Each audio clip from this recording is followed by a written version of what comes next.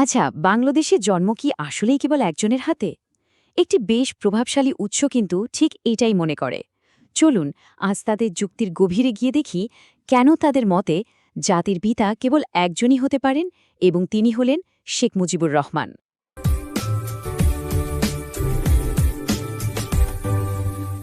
মাওলানা ভাসানী না থাকলে শেখ মুজিব তৈরি হতে পারত না, এই একটা কথাই কিন্তু প্রায়ই শোনা যায়, আর এটাই বিতর্কের জন্ম দেয়। কিন্তু এই দাবিটা কি সত্যি? আমরা যে উৎসটি নিয়ে কথা বলছি তারা কিন্তু এর সাথে একদমই একমত নয়।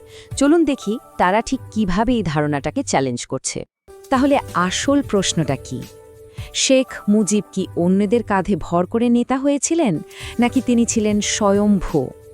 আমাদের উৎস মনে করে উত্তরটা খুবই পরিষ্কার, আর সেই উত্তরটা খুঁজতে গেলেই আমরা দেখব কিভাবে একজন শিষ্য তার গুরুদেরও ছাড়িয়ে যেতে পারেন। গল্পের শুরুটা হচ্ছে শেখ মুজিবের রাজনৈতিক জীবনের একদম প্রথম দিক থেকে। তখন মঞ্চে কিন্তু বেশ কয়েকজন হেভিওয়েট নেতা ছিলেন। তো তাদের ভিড়ে মুজিব কিভাবে নিজের জায়গাটা তৈরি করে নিলেন? আমাদের উৎস বলছে সম্পর্কের রসায়নটাই ছিল এখানে মূল বিষয়। এই টাইমলাইনটা একটু খেয়াল করুন। ১৯৩৮ সালে একজন স্কুল ছাত্র হিসেবে যার রাজনীতির সাথে পরিচয়, মাত্র এক দশকের মধ্যেই তিনি জাতীয় রাজনীতির একজন গুরুত্বপূর্ণ খেলোয়াড় হয়ে উঠছেন। ১৯৪৯ সালে যখন আওয়ামী লীগ তৈরি হলো, তখন মাওলানা ভাসানীর মতো এত বড় একজন নেতার অধীনে তিনি হলেন যুগ্ম সাধারণ সম্পাদক। আর এখান থেকেই যেন তার উল্কার গতিতে উত্থান শুরু হয়। এখানে আমাদের উৎস একটা খুব গুরুত্বপূর্ণ পার্থক্য তুলে ধরেছে।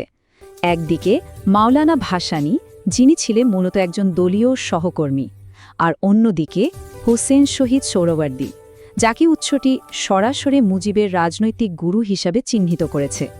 তাহলে মুজিবের ওপর কার প্রভাব বেশি ছিল? উৎসের মতে উত্তরটা নিয়ে কোনো সন্দেহের অবকাশই নেই। সোজা কথায় উৎস যা বলছে তা হল ভাসানী হয়তো একজন গুরুত্বপূর্ণ সহকর্মী ছিলেন, কিন্তু মুজিবের রাজনৈতিক দর্শনের মূল স্থপতি ছিলেন হোসেন শহীদ সোহরাওয়ার্দী। আর এই যুক্তিটাই কিন্তু পরে মুজিবের একক নেতৃত্বের ধারণাকে প্রতিষ্ঠা করতে বিরাট ভূমিকা রেখেছিল। কিন্তু একজন নেতা কিভাবে তার গুরুদের ছায়া থেকে পুরোপুরি বেরিয়ে এসে নিজের আলাদা একটা পরিচয় তৈরি করেন? আমাদের উৎস বলছে সেই মুহূর্তটা এসেছিল ৬ দফা ঘোষণার মাধ্যমে। এটাই ছিল রাজনীতির মাঠের আসল গেম চেঞ্জার। দেখুন, ৬ দফা কিন্তু কোনো সাধারণ রাজনৈতিক দাবি দেওয়া ছিল না। আমাদের উৎস একে সরাসরি বলছে বাঙালির মুক্তির সনদ। কারণ বলা যায় প্রথমবারের মতো স্বাধীনতার একটা স্পষ্ট রোডম্যাপ বা রূপরেখা মানুষের সামনে তুলে ধরা হয়েছিল, যা সরাসরি এদেশের মানুষের মনে গিয়ে লাগে। আর এখানেই কিন্তু উৎসের মূল যুক্তিটা লুকিয়ে আছে। তারা বলছে ৬ দফা ছিল ১০০% শেখ মুজিবের নিজস্ব দর্শন, এর সাথে সোহরাওয়ার্দী বা ভাসানীর রাজনীতির দর্শনের কোনো মিলই ছিল না। এই একটা পদক্ষেপেই মুজিব তার সমসাময়িক বাকি সব নেতাকে পেছনে ফেলে বহুদূর এগিয়ে গিয়েছিলেন। আচ্ছা, একটা রাজনৈতিক দর্শন বা ধারণা কতটা শক্তিশালী তার আসল পরীক্ষা তো হয় জনগণের আদালতে, তাই না? আর সেই চূড়ান্ত পরীক্ষাটাই ছিল ১৯৭০ সালের সাধারণ নির্বাচন। আমাদের উৎস বলছে এই একটা নির্বাচনই যেন সব বিতর্কের অবসান ঘটিয়ে দিয়েছিল। আসলে রাজনীতিতে জনপ্রিয়তা মাপার সবচেয়ে বড় ব্যারোমিটার তো হলো ব্যালট বাক্স। ১৯৭০ সালের নির্বাচনটা ছিল একদিকে মুজিবের ৬ দফার ওপর গণভোট, আর অন্যদিকে মাওলানা ভাসানীর নির্বাচন বয়কটের রাজনীতির একটা পরীক্ষা। জনগণ শেষ পর্যন্ত কাকে বেছে নিয়েছিল? শুধু সংখ্যাগুলোর দিকে একবার তাকান। জাতীয় পরিষদে ১৬২টা আসনের মধ্যে ১৬০, আর প্রাদেশিক পরিষদে ৩০০টার মধ্যে ২৮৮টা। এ তো শুধু জেতা নয়, একে বলে ল্যান্ডস্লাইড ভিক্টরি, একটা রাজনৈতিক সুনামি। জনগণ তাদের রায় একদম পরিষ্কারভাবে জানিয়ে দিয়েছিল। তাহলে এই অবিশ্বাস্য ফলাফলের মানেটা কি দাঁড়ালো? উৎস বলছে এটা ছিল শেখ মুজিবের নেতৃত্বের প্রতি জনগণের নিরঙ্কুশ আস্থা, আর একই সাথে মাওলানা ভাসানীর যে বয়কটের রাজনীতি, সেটারও একটা পরিষ্কার প্রত্যাখ্যান।